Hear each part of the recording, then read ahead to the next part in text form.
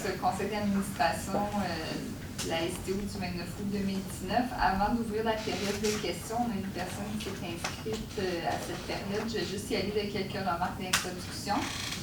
Donc, la hausse d'achalandage s'est maintenue pendant l'été alors qu'on a connu des augmentations de 8,4 en juin et de 8,5 en juillet basées sur les ventes de titres de transport comparativement à la même période en 2018.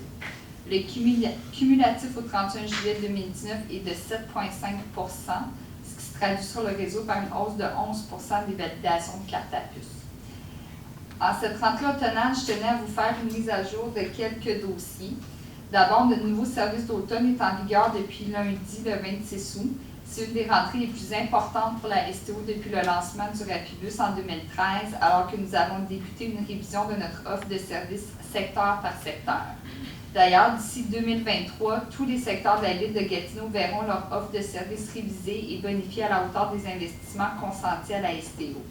Pour cet automne, on parle de 24 400 heures de services supplémentaires qui ont été injectés dans le réseau, soit un investissement de 4 millions. De cette enveloppe, une somme de près de 250 000 $ a servi à ajouter du temps sur certaines lignes en période de pointe de l'après-midi afin d'assurer une meilleure ponctualité. De plus, une trentaine de lignes verront leur parcours modifié, alors que d'autres verront leur offre de services augmentée, et ce, autant pour les lignes de pointe que les lignes locales. Ces nouveautés et modifications ont nécessité le remplacement et l'ajout de près de 1000 panneaux d'arrêt. Du côté d'Ottawa, nous avons appris la semaine dernière que la date officielle de la mise en service du train léger est le 14 septembre. Mis à part la ligne 20 qui a adopté un nouveau parcours depuis lundi, c'est statu quo pour notre desserte au centre-ville d'Ottawa et ce jusqu'à nouvel ordre. Nous travaillons de concert avec OC Transpo afin que cette transition se déroule de façon la plus harmonieuse possible pour notre clientèle. Cette année encore, la STO s'associe avec le Festival de Montgolfière de Gatineau qui a lieu du 29 août au 2 septembre au Parc Labbé, dans le secteur Gatineau. Cette année, le parcours des navettes a été modifié. Il y a deux options qui s'offrent aux festivaliers. Certaines navettes à haute fréquence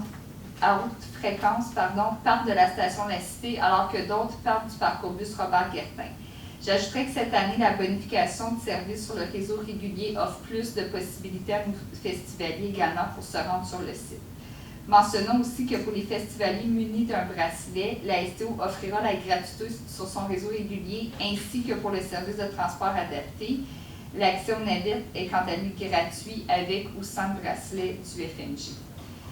Et alors que nous débutons une période de l'année qui nécessite toujours des ajustements, les prochaines semaines risquent d'amener leur lot de défis et de difficultés. Donc, je remercie à l'avance notre clientèle et de leur patience pour les prochaines semaines. Merci et bonne rentrée à tous.